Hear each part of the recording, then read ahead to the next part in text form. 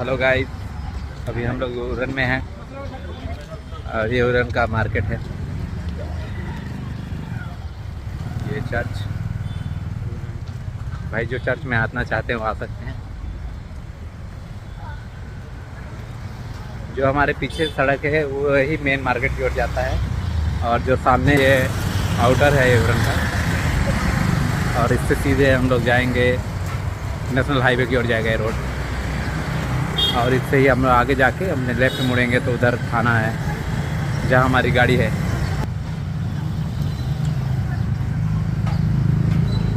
ये अपने साथ